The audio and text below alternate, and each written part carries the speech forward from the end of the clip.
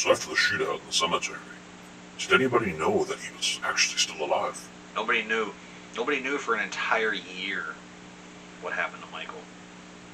Where could he possibly have gone to in this short amount of time? How am I supposed to know? Maybe he crawled out of that hole and, I don't know, floated down the river and some guy just kept him in his hut or something. I don't know. Well, can't you tell me anything about that night? Look, Doc, this Halloween is probably the most difficult to want to discuss, so sorry if I don't seem entirely interested this time talking about it. I'm not understanding why, Mr. Bird. I know. I know it'll help the case. I know it'll help maybe clear my name. I don't know. But this is just one I don't want to talk about. Is it because of that girl, Tina? Oh, why'd you have to bring her up? It's the only way you can help me. Please, tell me. No. Why? This is one story I don't want to tell you. All I can tell you is he continued killing. That's all I can tell you. There's nothing more.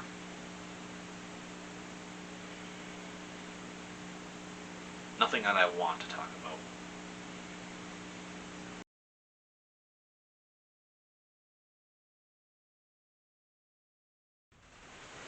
Hey, what is going on, my specialist SPC here, and welcome back to the Halloween review series. So guys, we just got done with Halloween 4, and now we are here at Halloween 5, The Revenge of Michael Myers. So guys, this is another one of those films in this franchise that I only ever got to see bits and pieces of on TV. So another one where I finally got to watch it. The very first time I actually got to watch this film from start to finish was back in 2012. When VHSs were actually still a thing. I got to go rent this film, and I stuck it in. I actually enjoyed it. I didn't mind the film. I thought it had a good amount of what I love about the Halloween franchise. At the time, I thought there was actually a pretty decent Michael Myers. I liked the kills, I liked the atmosphere and everything in it. But, whoof. Over a decade later, I have got to say this film did not age well. This easily, to me, as somebody who has come to love the Halloween franchise, has come to pick things out from each film that I really like, this is the hardest one because there are not many good things in this film, unfortunately, to me. This is a film that serves, honestly, no purpose to me in this entire franchise. So I want to get, honestly, the one thing that I like, yes, the one thing that I like about Halloween 5, The Revenge of Michael Myers. And that is just an entire 10 to 15 minute sequence in this film. When you actually get Tina and her friends going into the barn after they see all the kittens, it's the most atmospheric part of the film. You know, you got Michael doing his normal things, hiding in the background, hiding in the shadows, and grabs a scythe. It's honestly probably the only good sequence in this entire film. But he kills all of these kids, and eventually he ends up finding out that Jamie and her friend Billy are there trying to help protect Tina. And Michael gets into this vehicle and chases them throughout the woods. And again, it's the only atmospheric part of this entire film.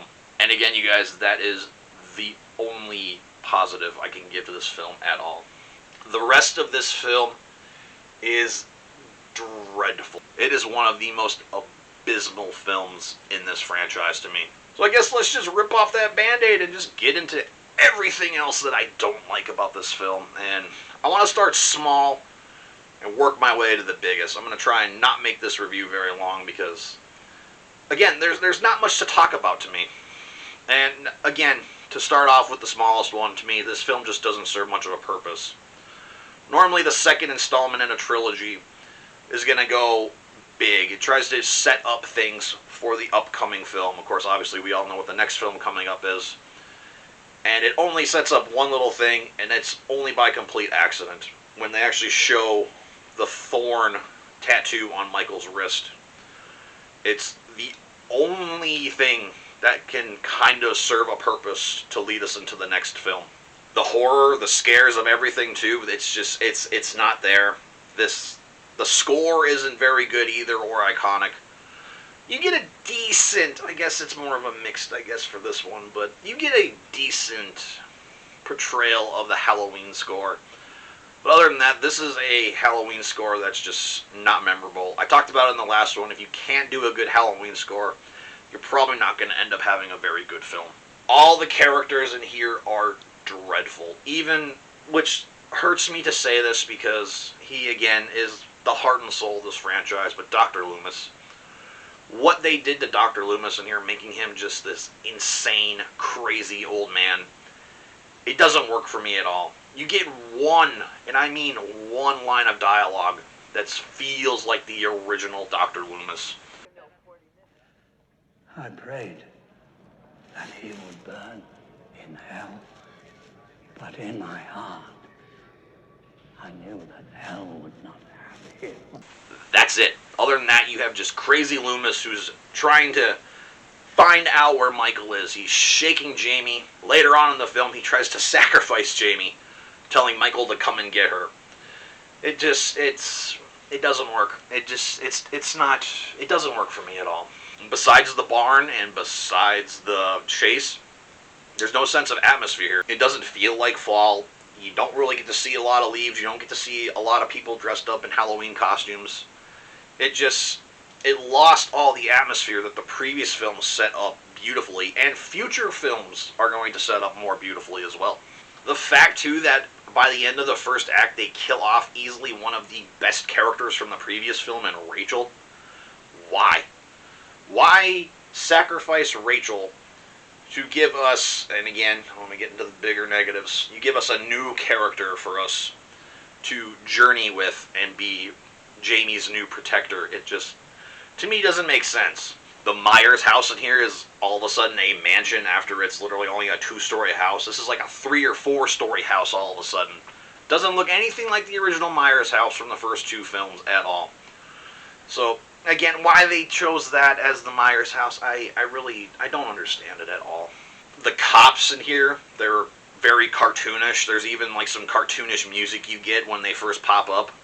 It's like little trombones and trumpets and stuff. It's dumb. Why? Why give us Goosebumps music in a Halloween film? All clear. Nothing above, nothing below. I'm sure you guys have noticed I'm kind of rushing through this because this is a film. I don't like talking about it. I'm not, again, if you can't tell, I'm not a big fan of this film at all. So, but now to get on to the 2 biggest problems I have with this film. I kind of slightly brought it up, but that is the character of Tina. Hey, open up! Easily one of the worst characters in this franchise to me. It's not the actress's fault. I have no problem with her and the way she acts in this film. It's just the character in general. I don't like her. She's annoying. She's too over the top for me. And she just does not feel like a good final girl. Sacrificing Rachel earlier on in the film to give us Tina? No. It's like I give you $1 and you give me this just old 50-year-old penny and you say, here you go. That's a good trade for you. No, we can't do that. But the biggest detriment to this film is Michael Myers. The way they portray Michael Myers in this film is horrific. Michael is crying in this film. Michael is showing emotion in this film.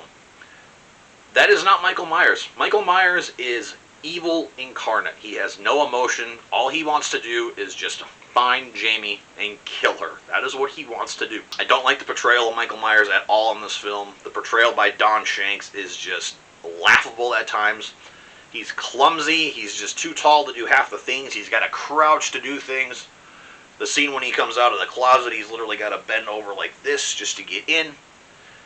And the way this mask looks and the way he wears it, it's laughable. It looks like an alien head, and he doesn't even tuck the mask into the jumpsuit. It sticks out like this. So the hair is too long. It looks nothing like the previous mask. That is one thing that this franchise has always messed up on, is the Myers mask. It is so easy to make a Michael Myers mask.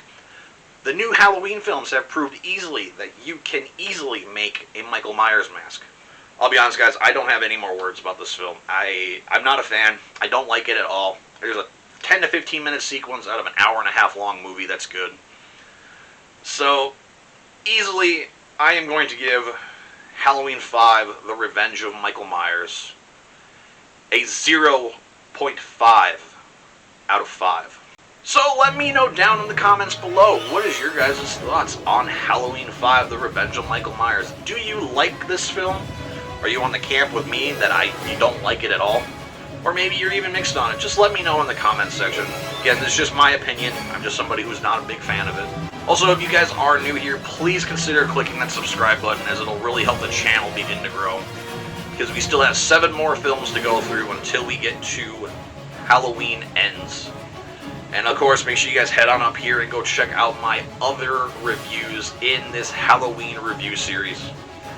And with that being said, make sure you hit that like button, subscribe if you haven't already, and we'll see you in the next one.